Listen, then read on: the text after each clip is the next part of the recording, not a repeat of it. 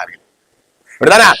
இன்றைக்கு நம்ம ஒரு 10 வயது இருக்கும் போது சிந்தித்து பாருங்கள், சைக்கிள் ஓட்டுவதிலே பெரிய ஆசை நமக்கு இருக்கும். சொந்தமாக ஒரு சைக்கிள் இருந்தால் நன்றாக இருக்குமே.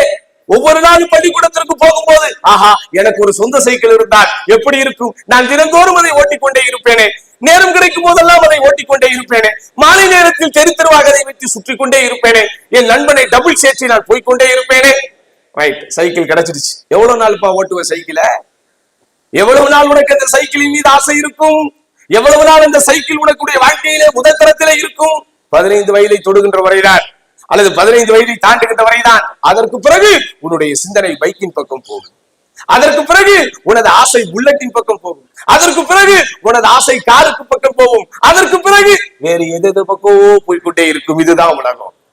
ஆனால் மார்க்கத்தின் மீது உன்னுடைய ஆசையை வைத்துப்பார், தீனின் மீது உன்னுடைய பற்றை வைத்துப்பார், இது போன்ற தாவா சென்டரின் மீது உன்னுடைய ஈடுபாட்டை நீ திருப்பி வைத்துப்பார், இது போன்ற நல்லறங்களில் உள்ளே நீ நினைத்துப்பார். அது சாகும் வரைக்கும் உன்னோடு இருக்கும். அது சாகும் வரைக்கும் உன்னோடு இருக்கும்.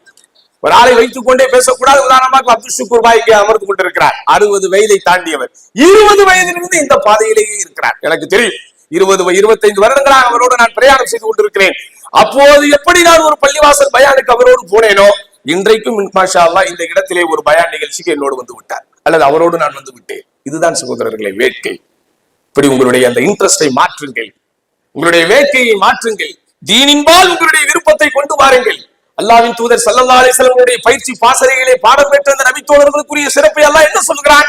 ஹப்பப இலைக்குமுல் ஈமான் வ ஸய்யனஹு ஃபீ குலூபிக்கும்.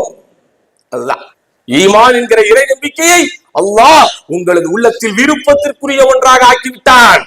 உள்ளம் இருக்கிறதே சகோதரர்களே, விருப்பத்திற்குரிய ஒன்றின்பால் போய்கொண்டே இருக்கும். சிலருக்கு உணவின்பால் விருப்பம் இருக்கும். விதவிதமாக உணவு உண்பதை அவர்கள் ரசிப்பார்கள், விதவிதமாக உணவு உண்பதை அவர்கள் ஆசைப்படுவார்கள், விதவிதமாக உணவு உண்ணக்கூடிய இடத்தை நோக்கி போய்கொண்டே இருப்பார்கள். சிலருக்கு ஊர் சுற்றுவது விருப்பத்திற்குரிய ஒன்று. போன வெக்கேஷனுக்கு நம்ம அந்த லொகேஷனுக்கு போயிட்டோம், இன்னைக்கு வேற லொகேஷனுக்கு போவோம், அங்க போவோம், இங்க போவோம். காஷ்மீர் முதல் கன்னியாகுமரி வரை சுற்றுலா ஸ்தலங்கள் எங்கே இருக்கிறது என்று தேடிக்கொண்டே இருப்பார்கள். சுற்றுலா பிரதேசங்கள் எங்கே இருக்கிறது என்று தேடி தேடி போய்கொண்டே இருப்பார்கள். சிலருக்கு காசு சேர்ப்பது விருப்பத்திற்குரிய ஒன்று.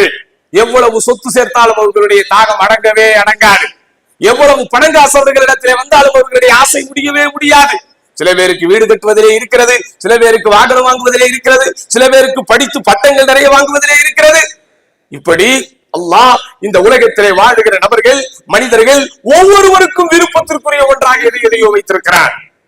ஆனால் அந்த சஹாபாக்களுக்கு விருப்பத்திற்குரிய ஒன்றாக அல்லாஹ் எதை வைத்தான்? ஹப்பப இலைக்குமுல் ஈமான். ஈமான் என்கிற இறை நம்பிக்கை என்கிற ஒன்றை அல்லாஹ் அவர்களுடைய உள்ளத்திலே விருப்பத்திற்குரிய ஒன்றாக வைத்து விட்டான். அந்த ஈமான் என்பது நம்முடைய விருப்பத்திற்குரிய ஒன்றாக மாறிவிட்டால் இந்த உள்ளம் தூய்மையாகிறது. இந்த உள்ளத்திலே அல்லாஹுக்கும் அல்லாஹ்வுடைய ரசூலுக்கும் இடம் வந்து விடுகிறது. இந்த உள்ளத்தில் மார்க்கத்தினுடைய கடமைகளை செய்ய வேண்டும் என்கிற ஆர்வம் வந்து விடுகிறது. இந்த உள்ளத்தில் அல்லாஹ்விற்காக இஸ்லாமிய மார்க்கத்தை கடைபிடிக்க வேண்டும், இபாதத்திலே ஈடுபட வேண்டும் என்கிற ஈர்ப்பு வந்து விடுகிறது. அப்படியாப்பட்ட இளைஞர்களாக நீங்கள் இருக்க வேண்டும். அதற்கு நீங்கள் என்ன செய்ய வேண்டும்? முதலில் இந்த மார்க்கத்தை விருப்பத்திற்குரிய ஒன்றாக உங்கள் உள்ளத்திலே வையுங்கள். ஃபர்ஸ்ட் பிரெஃபரன்ஸ் என்று சொல்லுகிறோமே, அந்த ஃபர்ஸ்ட் பிரெஃபரன்ஸ் மார்க்கத்திற்கு.